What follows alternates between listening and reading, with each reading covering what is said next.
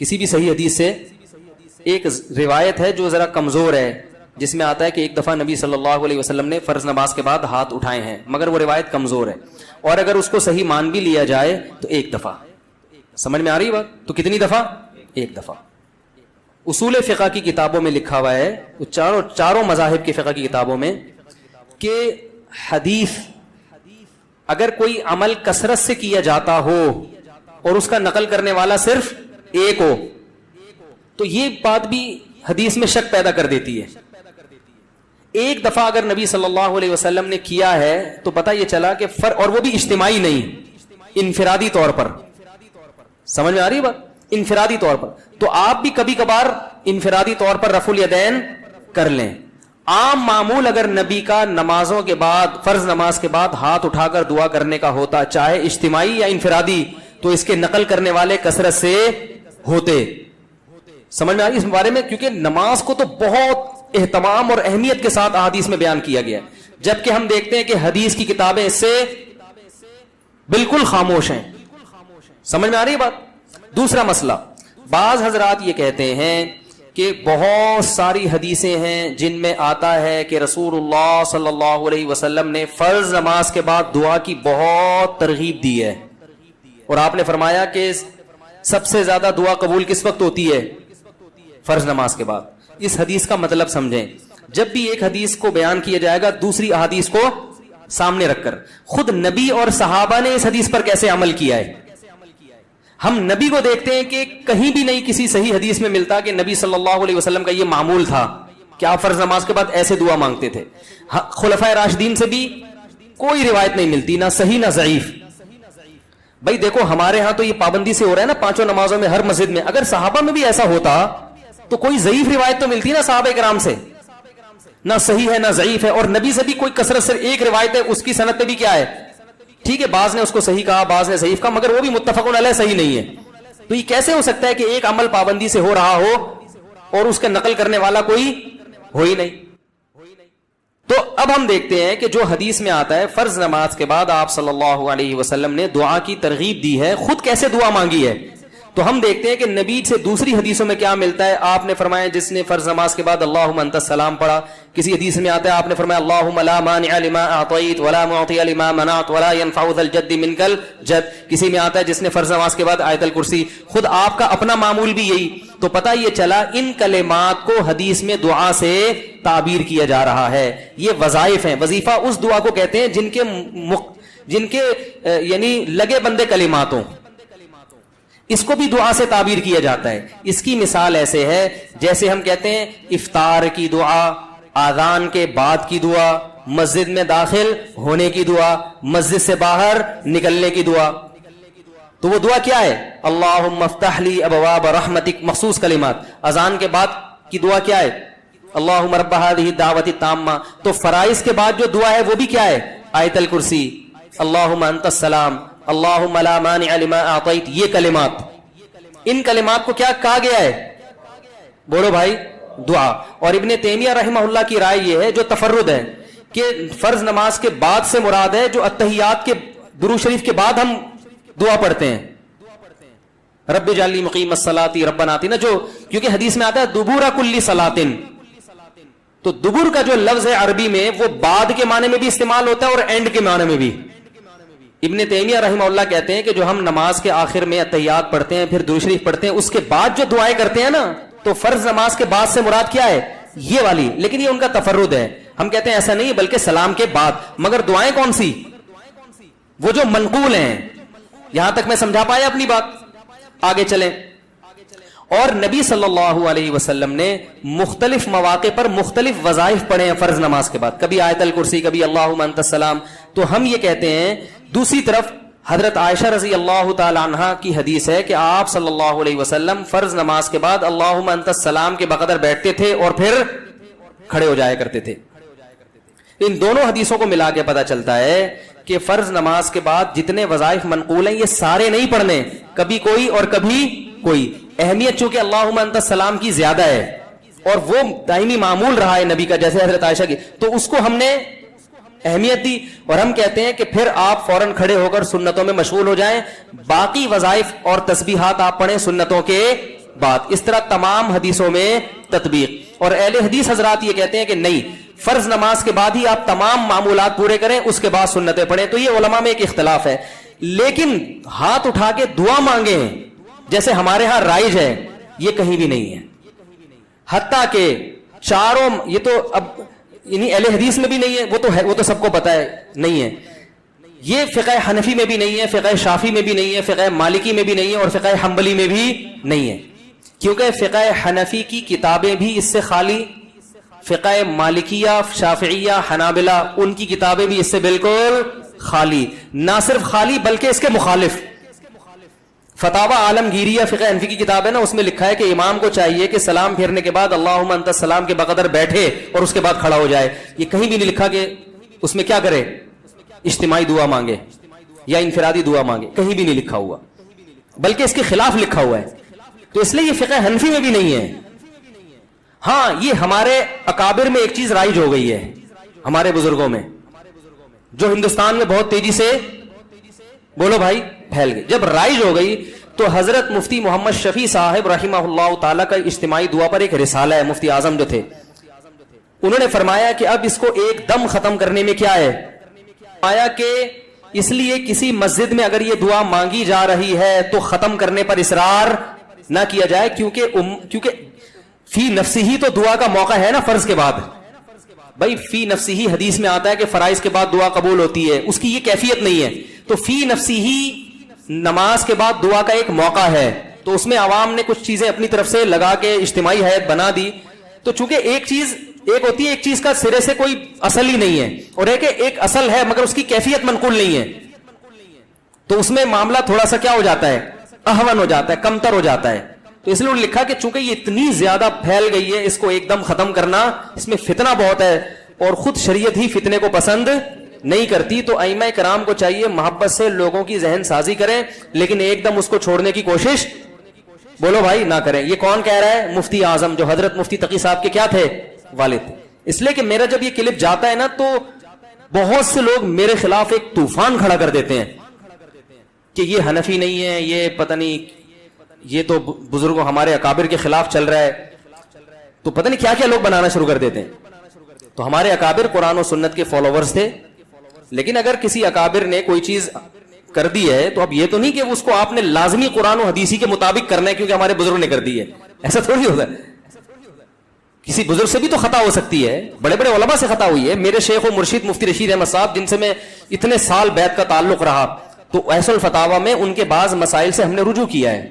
ہم نے کہا یہ حضرت کی رائے تھی مگر ہم اس سے متفق, بولو بھائی, نہیں ہے. تو اب اس کا یہ مطلب کہ ہم اکابر کو نہیں مانتے, اور ہمارے شیخ نے بعض چیزوں میں اپنے شیخ سے اختلاف کیا ہے. تو یہ تو علماء میں ہر دور میں چلا آ رہا ہے کہ امام ابو یوسف نے بعض چیزیں امام ابو حنیفہ کی نہیں مانی, تو کیا مطلب وہ امام حنیفہ کو ہی نہیں مانتے تھے. تو اگر بعض اکابر, سب نہیں, اگر ہم اپنے کسی بعض اکابر سے کوئی مسئلے میں اختلاف کر لیتے ہیں تو اس کا یہ مطلب نہیں ہے کہ ہم ان اکابر کو گمراہ سمجھنے لگے ہیں. بعض لوگ کہتے ہیں آپ کا علم زیادہ تھا, یہ ان علماء کا علم زیادہ تھا, تو میں ان سے کہتا ہوں آپ کا علم زیادہ ہے, مفتی شفیع صاحب کا علم زیادہ ہے نا. تو ایسا تھوڑی ہے کہ میرا تفرد ہے. تو حضرت مفتی شفیع صاحب رحمہ اللہ کی بھی رائے تھی. مفتی رشید احمد صاحب بھی بہت بڑے عالم تھے, حضرت مفتی شفیع صاحب کے نائب تھے وہ فتوے میں. ان کا پورا احسن الفتاوی میں ایک رسالہ ہے کہ فرائض کے بعد رفع الیدین سے دعا نہیں ہے, پورا رسالہ لکھا ہے انہوں نے. تو وہ بھی تو ہمارے اکابر ہی میں سے ہی تھے. تو ہاں یہ کہہ سکتے ہیں کہ اکابر میں اس مسئلے میں کیا ہے, اختلاف ہے. تو ٹھیک ہے, آپ کو جس کی رائے زیادہ بہتر لگے آپ اس کی رائے کو فالو کریں, دوسرے کی رائے پر طنز نہ کریں. آپ کو اگر میری رائے غلط لگتی ہے تو آپ ان اکابر کی رائے کو فالو کریں, ہم پہ طنز نہ کریں. اور ہمیں اگر یہ رائے صحیح لگتی ہے تو ہم اس رائے کو فالو کریں. میں کبھی اس مسئلے پہ کسی دوسرے بزرگوں یا اکابر پر طنز نہیں کرتا. مجھے لوگ آ کے بتاتے ہیں کہ فلاں مسجد کے امام اجتماعی دعا کراتے ہیں, میں کہتا ہوں بھائی ٹھیک ہے, وہ اپنی رائے ہوگی ان کی, اس کی وجہ سے نہ اس امام کی توہین جائز, بلکہ میں تو یہاں تک کہتا ہوں میری مسجد میں بھی جب مؤذن صاحب پڑھاتے ہیں نماز تو وہ اجتماعی دعا کراتے ہیں. مؤذن صاحب میں نے کبھی آپ کو منع کیا؟ میں اس لیے منع نہیں کر رہا, میرے مقلد تھوڑی ہیں. یہ کہہ سکتے ہیں بھائی فلاں امام بھی کر رہے ہیں, فلاں بزرگ بھی کر رہے ہیں, فلاں وہ عالم, وہ آپ سے بڑے عالم ہیں, وہ کر رہے ہیں, تو یہ میرے تھوڑی مقلد ہیں. تو میں کیا کہوں گا بھائی, جب ایک اتنے بڑے عالم کو فالو کر رہے ہیں تو میں کیا کہہ سکتا ہوں. میں اپنی رائے دلائل کی دنیا میں پیش کر دوں گا, بھائی یہ سمجھ میں آ رہی ہے ٹھیک ہے, نہیں آ رہی ہے تو بھی ٹھیک ہے, کوئی اتنا بڑا ایشو نہیں ہے کہ جس پہ ہم ایک دوسرے کے خلاف مناظرے کریں, فتوے دیں. ساری مسجدیں جتنی بھی ہیں سب میں اجتماعی دعا ہوتی ہے. لوگ مجھے آگے بتاتے ہیں وہ تو کر رہے ہیں, کہتا ہوں بھائی وہ بھی سنت ہی کو اپنے لحاظ سے فالو کر رہے ہیں. اللہ نے ان کو جتنا علم دیا, جتنی سمجھ دی, اور جو ان کے بس میں تھا اس کے حساب سے ان کو یہ صحیح لگا تو وہ اس کو فالو کر رہے ہیں. میں کسی پہ الزام نہیں لگاتا کہ میں ہی سنت کا ٹھیکیدار ہوں باقی سارے فراڈی ہیں, ایسا نہیں ہے.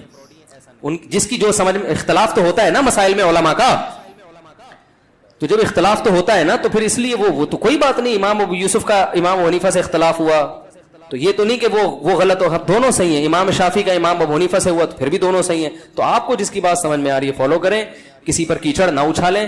دلائل کی دنیا میں مجھے یہ بات زیادہ سمجھ میں آ رہی ہے کہ اگر یہ چیز سنت ہوتی تو صحابہ کرام سے منقول کیوں نہیں ہے. لو کان خیرا لسبقونا الیہ. صحابہ, تابعین, ائمہ اربعہ اور ہماری جو عربی فتاوی کی کتابیں ہیں ان میں اس کا تذکرہ ہوتا نہیں ہے.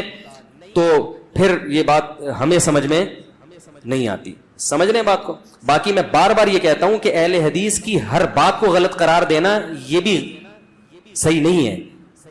بعض لوگ نے کیا کیا, چونکہ اہل حدیث نے کہا ہے لہذا غلط ہی ہوگا, تو یہ موقف بھی غلط ہے. لا یجرمنکم شنآن قوم علی الا تعدلوا. قرآن کہہ رہا ہے ایمان والو کسی قوم کی دشمنی تمہیں اس بات پر نہ ابھارے کہ تم حق کا دامن چھوڑ دو. اگر اہل حدیث نے کوئی بات درست کی ہے تو آپ کو ماننی چاہیے, غلط کی ہے تو آپ کو بتانا چاہیے. ہم اس تو اہل حدیث کی بہت سی چیزوں کو ہم غلط بھی کہتے ہیں لیکن بہت سی چیزوں کو ہم صحیح بھی کہتے ہیں, اور بہت سی چیزوں کو ہم یہ کہتے ہیں کہ اس میں دونوں طرف احتمال ہے, دونوں رائے, اجتہادی مسئلہ ہے, یہ بھی صحیح ہو سکتا ہے وہ بھی صحیح ہو سکتا ہے. تو اعتدال کا جو راستہ ہے نا وہ نہیں چھوڑنا چاہیے. تو میں کیوں مانگتا ہوں؟ پہلی بات, میں اجتماعی نہیں مانگتا, میں فرض کے بعد اجتماعی دعا نہیں مانگتا. میں اللہم انت السلام پڑھتا ہوں صرف, اور رفع الیدین ہلکا سا کرتا ہوں کیونکہ لوگوں میں تحمل نہیں ہے. اگر میں نے یہ بھی نہیں کیا تو اگلی نماز میں پبلک شارٹ کر دے گی مجھے. چلو کوئی بات نہیں, شارٹ کر رہے گی تو کیا ہوگا, دین کا سارا سلسلہ کیا ہو جائے. کسی اور مسجد میں جائیں گے تو وہاں بھی شارٹ, تیسری مسجد میں گئے وہاں بھی, تو شارٹ ہوتے ہوتے نتیجہ کیا نکلے گا, اپنا ایک الگ فرقہ جو لوگ کر رہے ہوتے لاؤنج ہو رہا ہوگا, اور اس کا نام کیا ہوگا, اجتماعی دعا بدعت. یہاں سے شروع ہوگی. تو امت کو ایک ایسے کام میں لگائیں گے جس کی شریعت میں کوئی خاص اہمیت بولو بھائی نہیں ہے. تو چونکہ فی نفسی ہی ایک چیز جائز ہے, اس کو سنت سمجھنا غلط ہے. تو فی نفسی جب ایک چیز کا جواز ہے اور فی نفسی موقع بھی ہے, اس گنجائش سے فائدہ اٹھاتا ہوں کہ بھائی چلو فی الحال اتنا کر لو انفرادی, اور اللہم انت السلام پڑھو اس میں, اور تھوڑی دیر رفع الیدین کر لو. عوام کو باقی سمجھاتے رہو. جب یہ مسجد کے نمازیوں میں تحمل پیدا ہو جائے گا, ہم بڑے ہو جائیں گے, بزرگ بن جائیں گے, سفید داڑھی ہو جائے گی, عمر کمر جھک جائے گی, ہم سے بڑے بڑے اکابر دنیا میں موجود ہیں, لوگ کہہ رہے ہیں بھائی ہم ان سے فتویٰ لیں گے آپ سے کیوں لیں, تو ان کو میں نہیں سمجھا, ان لوگوں کو میں اس بات پہ قائل نہیں کر سکتا. تو جب ہم بوڑھے ہو جائیں گے اگر زندہ رہے تو پھر ایک لوگوں کو ہوگا کہ بھائی یہ بھی ایک بزرگ بن چکے ہیں, اب پتہ نہیں وہ دن آئے گا کہ نہیں آئے گا, لیکن اگر ایسا ہو گیا تو پھر ہم چھوڑ دیں گے. مفتی ظہر علی صاحب کی طرف بولیں گے یہ جائز ہے یہ ناجائز ہے, کسی کے باپ میں دم میں تو کر کے دکھا دیں. حضرت مفتی ظہر علی صاحب جو ہیں وہ جب فتویٰ دیتے ہیں تو ان کی مسجد بھی ذاتی ہے, ان کے مقتدی بھی اخپل ہیں اپنے, کسی کی پرواہ بھی نہیں کرتے. فتویٰ دیا, سمجھ میں آیا ٹھیک ہے, نہیں آیا دفعہ یہاں سے, چل نکل. تو ہم کہاں جائیں گے بھائی؟ اب آپ کہہ سکتے ہیں یہ تو دین بیچنا ہوا ہے, یہ تو کیا ہوا, کیونکہ کلپ آئے گا فوراً, یہ دین بیچنا نہیں ہے. دین کا کام بڑے کام کرنے کے لیے چھوٹے مسائل کو برداشت کرنا. اگر ہمیں مسجد نکال دے یا ادھر سے بھی نکل جائیں تو ہمیں دنیاوی لحاظ سے فائدہ ہی ہوگا, نقصان نہیں ہوگا. سب سے پہلے میں اپنا بزنس کروں گا, ٹھیک ہے نا, بزنس کمپنی بنا کے ٹائٹ طریقے سے کیا کروں گا جو میں ابھی نہیں کر سکتا. اپنے کاروبار کو ٹائم نہیں دے سکتا تو میں کاروبار کو ٹائم دوں گا, نوٹ چھاپوں گا تمیز سے بیٹھ کے, جو ابھی نہیں چھاپ سکتا میں. تو یہ مصلحت جو میں اختیار کر رہا ہوں اپنی ذات کے لیے نہیں بلکہ تاکہ دین کا کام ہوتا رہے. اور دوسرا, لوگوں سے وہ بات جو لوگوں کی مینٹل اپروچ سے اوپر ہوتی ہے, حدیث میں آتا کلم الناس علی قدر عقولہم, لوگوں کی مینٹل اپروچ سے اوپر باتیں نہ کرو. تو یہ مسئلہ پبلک کی مینٹل اپروچ سے کیا بن چکا ہے اوپر, کیونکہ بہت سارے علماء کر رہے ہیں. تو اب لوگ کہیں گے یار وہ علماء نہیں ہے, تو پھر یہی ہے کہ بھائی چلو درمیانی راہ اختیار کرو, چلاؤ بس.